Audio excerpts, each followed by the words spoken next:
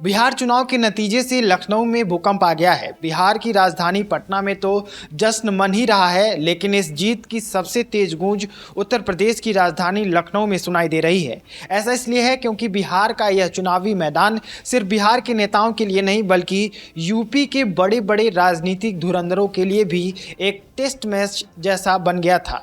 UP के मुख्यमंत्री योगी आदित्यनाथ हों या समाजवादी पार्टी के प्रमुख अखिलेश यादव, दोनों ने बिहार की चुनावी रैलियों में जमकर पसीना बहाया था। अब नतीजे आ गए हैं। शाम होते होते यह पक्का हो गया कि बिहार में एनडीए एक बार फिर बड़े बहुमत के साथ सत्ता में लौट रहा है।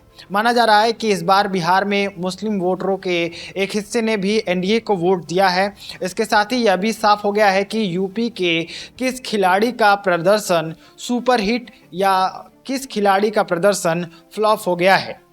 सबसे पहले बात मुख्यमंत्री योगी आदित्यनाथ की करते हैं। सीएम योगी को लेकर जो आंकड़े सामने आए हैं वे काफ़ी चौंकाने वाले हैं। बताया जा रहा है कि सीएम योगी ने बिहार की करीब 31 सीटों पर एनडीए उम्मीदवारों के लिए प्रचार किया था।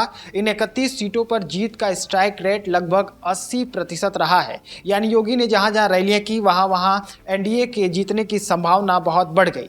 बताया जा रहा है कि योगी ने सिर्फ 10 दिनों के अंदर बिहार के 31 विधानसभाओं में दौरा किया। उन्होंने कहीं बड़ी जनसभा की, कहीं रोड शो किए। उनका कैंपेन 16 अक्टूबर से शुरू हुआ था और 10 दिनों के भीतर वो लगातार दरभंगा, गया, भोजपुर, सारण से लेकर सीमांचल और मगध के इलाकों तक रैलियां करते रहे। दूसरी तरफ समाजवादी पार्टी के अध्यक्ष अखिलेश यादव भी मैदान में थे। हालांकि 2020 के चुनाव की तरह इस बार भी अखिलेश यादव की पार्टी ने बिहार में अपना कोई उम्मीदवार नहीं उतारा था, लेकिन उन्होंने महागठबंधन के प्रत्याशियों के लिए जी जान से प्रचार किया। इस प्रचार के पीछे राजनीतिक कारण के साथ साथ एक रिश्तेदारी का भी एंगल अगर आपको पता है तो वो है। अखिलेश यादव के भतीजे तेज प्रताप सिंह यादव आरजेडी चीफ लालू प्रसाद यादव के दामाद हैं।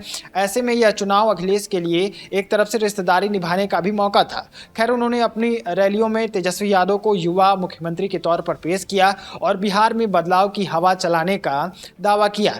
लेकिन अब नतीजे आए तो आंकड़े अखिलेश यादव के दावों के बिल्कुल उलट निकले।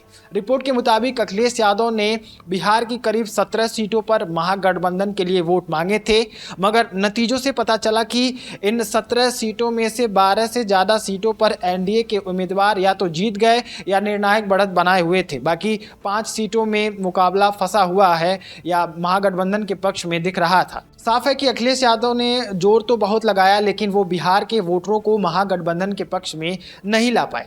बिहार में महागठबंधन की इस करारी हार और एनडीए की प्रचंड जीत पर अखिलेश यादव ने सोशल मीडिया एक्स पर लिखा, बिहार में जो खेल एसआईआर ने किया है वो पश्चिम बंगाल, तमिलनाडु, यूपी और बाकी जगहों पर अब नहीं हो पाएगा, क्योंकि इस चुनावी रंजिश का अब भंडाफोड़ हो चुका है। उन्होंने बीजेपी पर सीधा हमला बोलते हुए यहां तक लिख दिया कि भाजपा दल नहीं छल है।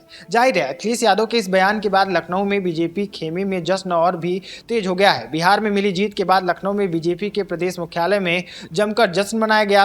ऑफिस के बाद ढोल नगाड़े बजे, खूब आतिशबाजी हुई और उत्साहित कार्यकर्ताओं ने एक दूसरे को मिठाई खिलाई। बाकी आप बिहार में एनडीए की जीत को कैसे देखते हैं, कमेंट बॉक्स में जरूर लिखें। मेरा नाम है अभय। बहुत बहुत धन्यवाद।